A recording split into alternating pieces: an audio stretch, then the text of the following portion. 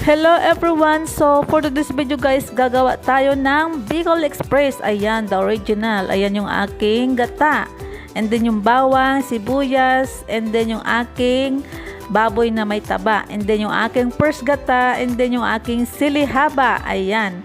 And then, andyan po yung aking bagoong. Ayan po yung mantika, and then yung garlic. Ayan.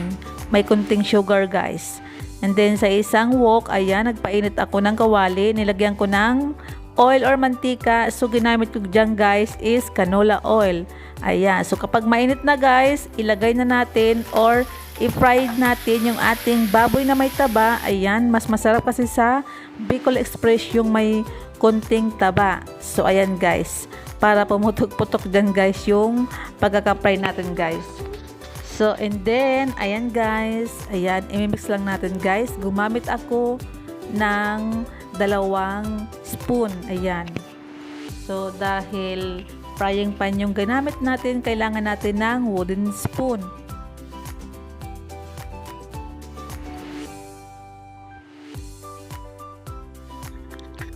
So, ayan guys, imix lang natin ng maigi guys. And then, tatakpan siya natin guys. Ayan. Yung aking pangtakip guys. And then, ayan, buksan ulit natin. At nakita nyo naman guys, is nagtubig na yung aking karne ng baboy. So, i-mix lang natin guys hanggang sa matuyot yan na o mawala yan na water. So, mamaya guys, is magmamantika siya ng karne ng baboy guys. Takpan ulit natin. And then, bubuksan ulit natin guys at imimix ulit natin. So, kung napapansin nyo guys, is nawala na guys yung excess water guys. So, mamaya ng konti is makikita nyo dyan yung mantika ng baboy. So, naggawa ako ng parang buta sa gitna. Ayan, igisa na natin yung ating bawang. Ayan. So, dami-dami natin guys ng bawang kasi mas masarap siya guys dyan. So, ayan guys, takpan ulit natin. Ayan, makalipas ang ilang minuto guys. Ayan. So, i-mix ulit natin yung ating baboy na may garlic. Ayan. So, again, gagawa ko ng butas dyan. At gigisa natin naman yung ating sibuyas. So, ayan guys. So, medium size guys yung ginamit ko na sibuyas para mas masarap siya dyan kapag atin na siyang kinain.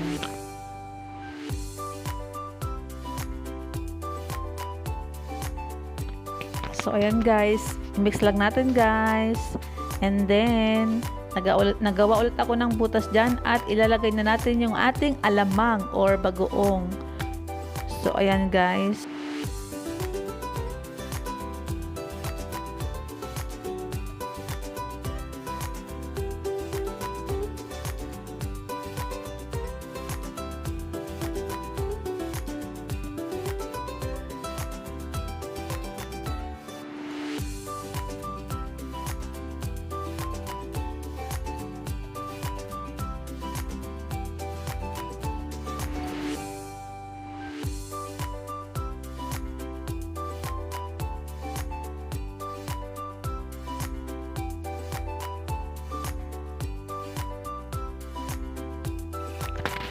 So, ayan guys, ayan. Ayan, after natin ma-mix guys, ayan. Gawa ulit tayo ng butas dyan at ilalagay na natin yung ating ginawang sili. Ayan.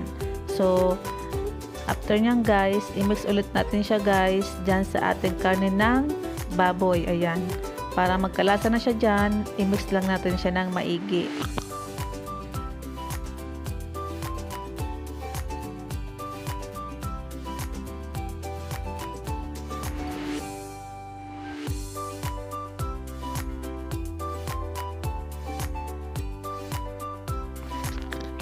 Yan. After nyan guys na ma-mix natin, ayan, isusunod natin guys ilagay yung ating sugar. So, depende guys kung gaano karami yung inyong ginagawang Bicol Express. Yun din po, tatansyahin nyo na lang kung ilang spoon yung ilalagay nyong sugar. So, i-mix lang natin guys. Yan po lang naman is optional. Pwedeng wala, pwedeng meron guys. So, para masarap, lagyan natin ng konting sugar. And then, isunod natin yung ating chicken gata, guys. Ayan po ay chicken gata. And then, imimix lang ulit natin siya, guys. At atin siya ng tatakpan.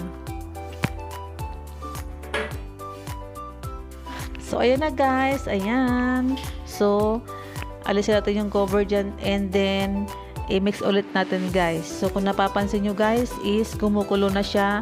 At malapit na siya, guys, na maluto. Yun pong nilagay natin is first gata, mamaya ng konti kapag medyo nawala-wala yung sabaw, isusunod na natin yung ating first gata. So ayan again. So tatakpan ulit natin siya, guys. Ayan.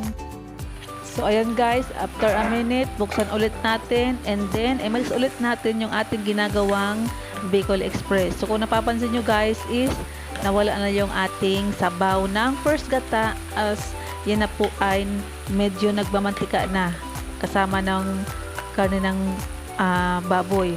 So ayan, guys, and then isunod na natin yung ating first gata. Ayan, so malapit na siya, guys. In a minute, guys, konting pakulo ulit. Ayan, so finish na tayo sa ating pagluluto ng Bicol Express. So ayan, guys, takpan ulit natin.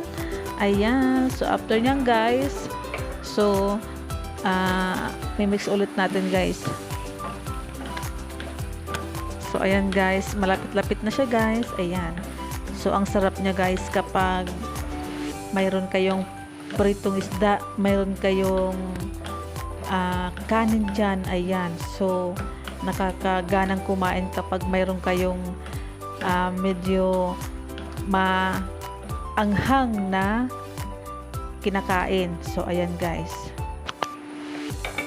So ayan, guys, titikman natin, guys, and then ayan, luto na ang ating Bicol Express. Ayan po ay original. Wala po tayong nilagay dyan na iba or something na may pineapple. So original, guys. So ayan, guys, nagprepare ako ng serving plate. Ayan, ilagay na natin yung ating ginawa na Bicol Express. So ayan, guys, kain na after nyan. So ayan, thank you for watching. See you on my next video, guys. Love ya. Shout out to all my members, ka-teammates, and GC. Sorry, it's DJ.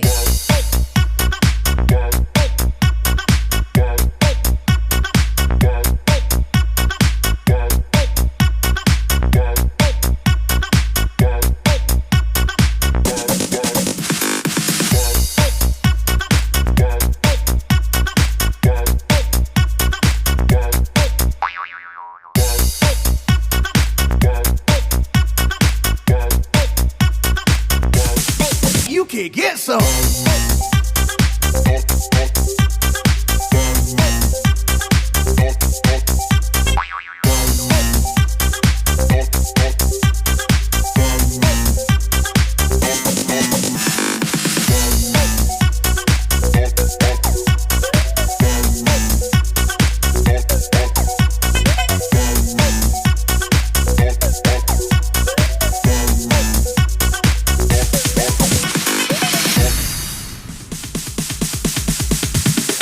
Sorry, it's DJ.